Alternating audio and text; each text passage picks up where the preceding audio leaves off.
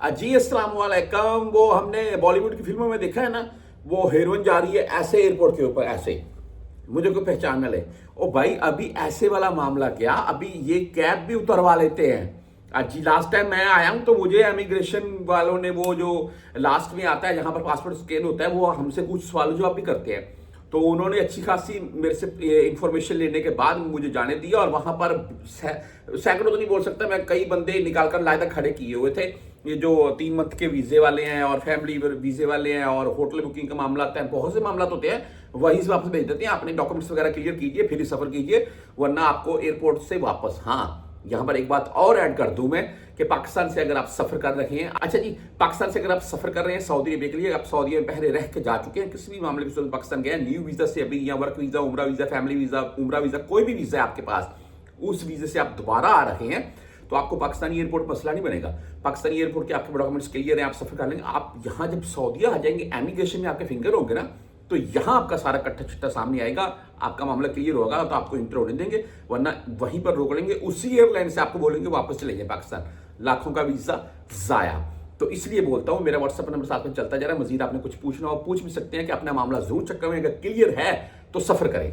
बहरहाल जी, soft skill, ई protector और साथ में वैक्सीन, खरूज का पेपर या जो भी छुट्टी का पेपर वगैरह, आपको कौन कौन से डॉक्यूमेंट्स चाहिए इस वक्त अगर आप पाकिस्तान से आ रखे हैं। मैं सबसे पहले बात करूंगा, वीजा ले लिया, वीजा प्रोटेक्ट भी करवा लिया। अभी प्रोटेक्ट को बोलते हैं, वीजे के ऊपर पहले होता था ना, पासपोर्ट के ऊपर वो वीजा लगा हुआ है, अभी ई वीजा सामने आ जाता है। ई वीजा आपके पास, ई वीजा ही निकलता है यार, वही होता है, वही सबको चलता है। वैसे पासपोर्ट के ऊपर स्टैंप भी हो जाए, कोई इश्यू नहीं है, वो चलेगा। आपका ऑनलाइन हो गया ना निजाम सारा, वो चलेगा। ई वीजा भी हर कोई बंदा, हर चलता है, ई वीजा वो निकलता है आपके नाम के ऊपर, ठीक है, खलास। किसी अच्छे एजेंट से करवाएं।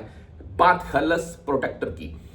सॉफ्ट स्किल्स भी, सॉफ्ट स्किल्स आपने ऑनलाइन एक वेबसाइट है बकायदा, आप गूगल के ऊपर खुद सर्च करके देख सकते हैं। और आप अगर पाकिस्तान में किसी भी एजेंट के पास चले जाते हैं, जिससे भी आप वीजा ले रहे हैं, वो खुद ही आपको वो ऑनलाइन वो निकाल कर वो बकायदा आपको वेबसाइट, उसके जरिए आपको पूरी तफसील बता देगा। मिसाल, मैं आपको एक मिसाल दे रहा हूं, यहां पर आप ड्राइविंग यानी कि साइक खास के तौर पर आए, साइक मोमी के तौर पर, साइक शाहना के तौर पर आ रहे हैं, साइक शाहना के तौर पर आ रहे हैं, तो आपके पास पाकिस्तानी कम अज कम LTV लाइसेंस होना चाहिए, वरना HTV होना चाहिए।